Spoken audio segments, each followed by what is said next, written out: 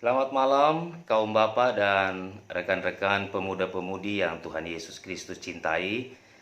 Tetap sehat dan selalu bersukacita di dalam Tuhan. Malam hari ini kita akan membaca merenungkan sabda Tuhan di dalam ibadah Pelkat GP dan Pelkat PKB. Dan seperti biasa sebelum kita membaca firman Tuhan, mari kita berdoa memohon bimbingan Roh Kudus di dalam pelayanan firman ini. Kita berdoa. Kami datang kepadamu ya Allah mengucap syukur karena Tuhan memberikan bagi kami waktu untuk kembali ibadah dalam ibadah Pelkat GP dan Pelkat PKB di Jemaat GPIB Ebenezer Gianyar. Tuhan berkati kami sekalian untuk mendengarkan firman Tuhan di malam ini, supaya firman Tuhan menjadi bekal bagi kami sekalian untuk menjalani proses kehidupan di dalam kehendak dan kebenaran-Mu. Bapa, berfirmanlah, kami siap mendengarkan suara Tuhan. Amin. Kaum bapak dan pemuda yang diberkati Tuhan, bacaan firman Tuhan pada ibadah malam hari ini terambil dari Injil Lukas pasal 19 ayat 1 sampai ayat yang ke-10. Saya akan baca dan berharap bapak-bapak dan juga rekan-rekan pemuda-pemudi mengikuti di dalam pembacaan Alkitab pada malam hari ini. Yesus masuk ke kota Yeriko dan berjalan terus melintasi kota itu. Di situ ada seorang bernama Sakeus, kepala pemungut cukai, dan ia seorang yang kaya. Ia berusaha untuk melihat orang apakah Yesus itu, tetapi ia tidak berhasil karena orang banyak, sebab badannya pendek. Maka berlarilah ia mendahului orang banyak, lalu memanjat pohon ara untuk melihat Yesus yang akan lewat di situ. Ketika Yesus sampai ke tempat itu, ia melihat ke atas dan berkata, "Sakeus, segeralah turun, sebab hari ini aku harus menumpang di rumahmu." Lalu Sakeus segera turun dan menerima Yesus dengan sukacita. Tetapi semua orang yang melihat hal itu bersungut-sungut katanya, "Ia menumpang di rumah orang berdosa." Tetapi Sakeus berdiri dan berkata kepada Tuhan, "Tuhan, setengah dari milikku akan kuberikan kepada orang miskin, dan sekiranya ada sesuatu yang kuperas dari seseorang, akan kukembalikan 4 kali lipat." Kata Yesus kepadanya, "Hari ini telah terjadi keselamatan kepada rumah ini, karena orang ini pun anak Abraham. Sebab anak manusia datang untuk mencari dan menyelamatkan yang hilang." Demikianlah pembacaan firman Tuhan bagi kita bersama. Kaum bapak dan rekan-rekan pemuda-pemudi yang diberkati Tuhan, siapakah Sakeus ini? Dalam bacaan kita ada data yang kita dapat, paling tidak ada 3 hal, 3 poin. Yang pertama dikatakan di dalam pembacaan kita, khususnya di ayat yang kedua, bahwa Sakeus adalah seorang kepala pemungut cukai. Itu pekerjaannya, profesi dari Sakeus ini. Data yang kedua dikatakan di dalam ayat yang kedua B, dan ia seorang yang kaya. Secara strata sosial, Sakeus adalah orang yang punya strata yang tinggi, karena ia termasuk dalam golongan orang-orang kaya. Data yang ketiga yang kita dapat dari perikop hari ini ada di ayat 6b, saudara. Dikatakan di dalam ayat 6b, ia menumpang di rumah orang berdosa. Jadi ada 3 data yang kita dapat tentang Sakeus. Yang pertama, ia kepala pemungut cukai. Yang kedua, ia seorang yang kaya raya. Yang ketiga, ia orang berdosa.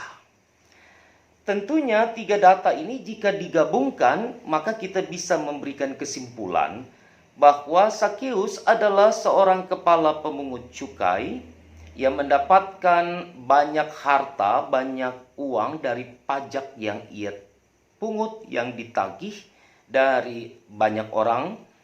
Dan karena pajak itulah, maka dengan cara-cara yang mungkin tidak legal, Sakeus mengumpulkan kekayaan bagi dirinya. Dan karena pekerjaan inilah, maka di mata masyarakat, ia ada di dalam kategori orang yang berdosa.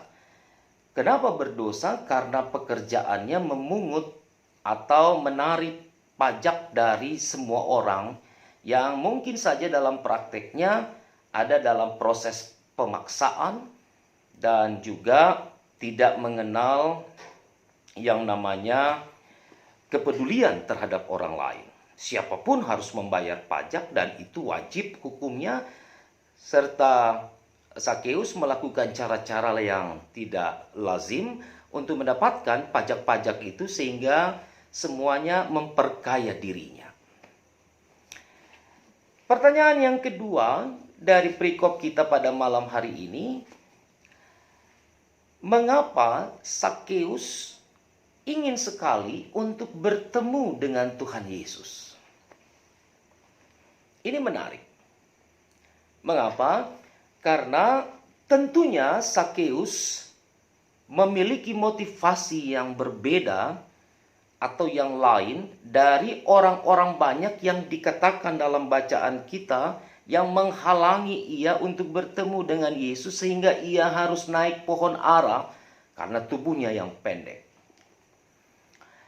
Tanpa satu motivasi yang besar, maka tentunya Sakeus tidak harus bersusah payah, tidak harus berjuang untuk bertemu dengan Yesus. Dalam kaitan dengan motivasi ini, maka kita dapat melihat di ayat yang ke-8 dari bacaan kita pada malam hari ini, saudara, bahwa motivasi Sakeus bertemu dengan Tuhan karena ia menginginkan dirinya ada di dalam pembaharuan dan juga pertobatan. Sakeus sadar bahwa apa yang dikerjakannya, bahwa kekayaannya telah membuat ia mendapat stigmatisasi dalam masyarakat sebagai orang berdosa. Dan sebagai pendosa tentunya Sakeus menginginkan ada pembaharuan dan perubahan yang terjadi dalam dirinya. Bisa saja Sakeus sudah mendengar cerita, kisah, ataupun berita dari mulut ke mulut tentang Yesus. Yesus yang peduli kepada orang-orang yang termarginalkan, Yesus yang peduli terhadap orang-orang miskin, Yesus yang peduli terhadap orang-orang yang terpapar sakit, Yesus yang peduli terhadap segala keberadaan yang dialami oleh manusia yang menyengsarakan mereka. Dalam pemahaman itulah kita dapat menarik satu kesimpulan bahwa motivasi dari Sakeus tentunya tidak sama dengan motivasi orang lain pada waktu itu. Itu yang membuat dia berusaha berjuang supaya ia bisa bertemu dengan Yesus walaupun ia harus menaiki pohon ara untuk bisa bertemu, melihat dan berharap bisa berdialog atau bisa menjamu Yesus untuk makan di rumahnya.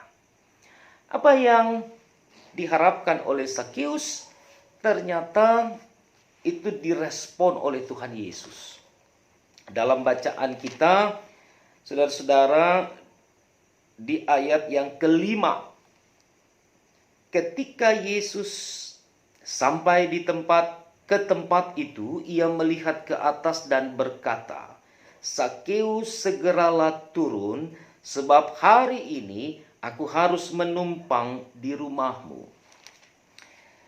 Bapak-bapak dan rekan-rekan pemuda, saya mencoba untuk masuk di dalam teks ini, lalu kemudian menggabungkan motivasi dari Sakeus untuk bertemu dengan Yesus yang sudah didengarnya peduli, care terhadap orang miskin, terhadap orang-orang yang dipinggirkan, dengan niat Yesus yang ingin singgah di rumah Sakeus. Ada ketersambungan, keterhubungan di situ.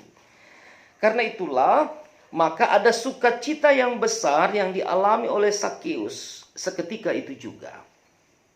Bahwa apa yang menjadi niat dan kerinduannya terespon baik oleh Tuhan Allah yang ingin mampir di rumahnya pada hari itu. Karena itulah, ketika stigmatisasi tentang keberadaannya sebagai orang berdosa di dalam ayat yang ke-8 diungkap oleh orang banyak pada waktu itu kepada Yesus, bukan kepada Sakeus, tapi kepada Yesus. Pertanyaannya, mengapa orang ini menumpang di rumah orang berdosa? Sakeus tidak menolak stigmatisasi itu atau tidak menolak statement itu. Padahal ia bisa menolak statement itu. Tapi firman Tuhan malam hari ini justru memperlihatkan sesuatu yang berbeda. Respon Sakeus terhadap apa yang dipikirkan oleh orang banyak tentang dirinya yang berdosa dan tentang Yesus yang mau singgah dan mampir menumpang di rumah seorang pendosa. Maka respon dari Sakeus, saudara, ada di ayat 8. Tetapi Sakeus berdiri dan berkata kepada Tuhan, "Tuhan, setengah dari milikku akan kuberikan kepada orang miskin. Dan sekiranya ada sesuatu yang kuperas dari seseorang, akan kukembalikan 4 kali lipat." Saudara-saudara yang dikasihi dan diberkati Tuhan, ini statement yang luar biasa dari seorang pendosa. Dia berkomitmen di hadapan Tuhan bahwa dia mau bertobat. Dan bentuk atau wujud dari pertobatannya adalah dia mengembalikan semua harta milik yang dia sadari itu diperas, diambil dari orang-orang miskin, dan melipat gandakan, meribakan, membungakan pajak-pajak kepada orang-orang yang terlambat membayar pajak ataupun yang tidak membayar pajak kepadanya. Pertobatan yang dialami oleh Sakeus ini adalah pertobatan yang murni dan sungguh-sungguh. Saudara-saudaraku yang dikasihi Tuhan Yesus, terhadap proses pertobatan ini apa respon Tuhan Yesus? Respon Tuhan Yesus adalah bahwa hari ini telah terjadi keselamatan kepada rumah ini, karena orang ini pun anak Abraham. Bagi Yesus, konsep keselamatan adalah tidak memikirkan orang, tidak memikirkan dirinya, tetapi lebih memikirkan pada orang lain.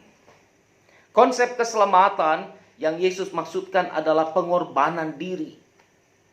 Sakeus lakukan itu, bahwa dia mengorbankan apa yang menjadi hak miliknya, harta miliknya, untuk dibagikan kepada orang lain. Karena ia menyadari semua itu dia terima dan dia peroleh bukan dengan cara kebenaran, tapi dengan cara yang tidak benar. Maka dia kembali kepada titik nol dalam hidupnya. Kemudian dia berharap Kristus Tuhan memperbaharui pertobatannya. Bapak-bapak dan rekan-rekan pemuda yang dikasihi Tuhan, mari kita jalani kehidupan ke depan juga dalam konsep seperti Sakeus. Ada dalam konsep pertobatan, ada dalam konsep pembaharuan diri, ada dalam konsep penyadaran diri yang sungguh-sungguh. Kita mau dikembalikan pada titik nol dalam hidup kita untuk kemudian melangkah ke depan dengan hal-hal yang baru. di masa-masa sengsara Kristus ini, mari kita hidup di dalam pertobatan, mari kita benahi komitmen dan motivasi kita. Dan ketika itu dilakukan dengan sungguh, percayalah Yesus akan datang di rumah kita. Yesus akan singgah di tempat tinggal kita. Dan Yesus akan menjadi bagian di dalam kehidupan kita bersama. Tuhan Yesus memberkati saudara-saudara. Amin.